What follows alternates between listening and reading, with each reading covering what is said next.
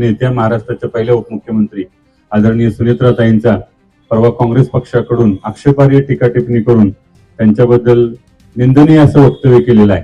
आणि विशेष म्हणजे त्याच्या पुढे जाऊन या पक्षाच्या प्रदेशाध्यक्षांनी त्यांचं निर्लज्जपणे समर्थन केलेलं आहे. या निर्लज्जपणासाठी आपण या ठिकाणी सर्वजण त्यांचा निषेध करतोय.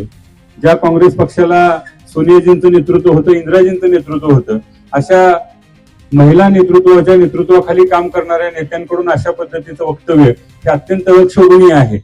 यापुढे आणि अशाच पद्धतीने जर त्यांचं वक्तव्य चालू राहिलं तर राष्ट्रवादी काँग्रेस पक्ष त्याला कडक शब्दात त्याचा धिक्कार करेल, त्याचा प्रतिकार करेल. या बाबतीत मी राष्ट्रवादी काँग्रेस पक्षाच्या वतीनं सुनेत्राताईंनी अत्यंत कठीण परिस्थितीमध्ये राष्ट्रीय अध्यक्षपद, महाराष्ट्राचं उपमुख्यमंत्रीपद घेतलेलं आहे. या कठीण परिस्थितीमध्ये दादांच्या जाण्यामुळे महाराष्ट्रात एक पोकळी निर्माण झाली होती.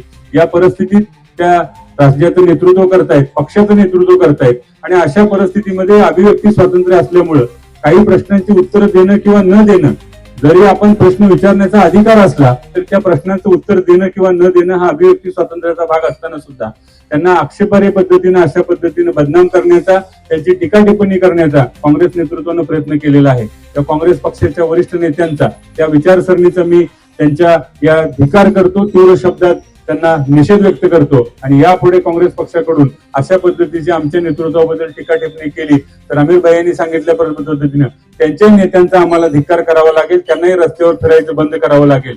काँग्रेसने या बाबतीत पुनर्विचार करावा आणि महाराष्ट्राच्या तमाम महिला भगिनींची, सुनेत्राताईंची जाहीर माफी मागावी असं मी आवाहन करतो आणि त्यांच्या या भुसटलेल्या विचाराचं तीव्र शब्दात निषेध व्यक्त करतो. धन्यवाद.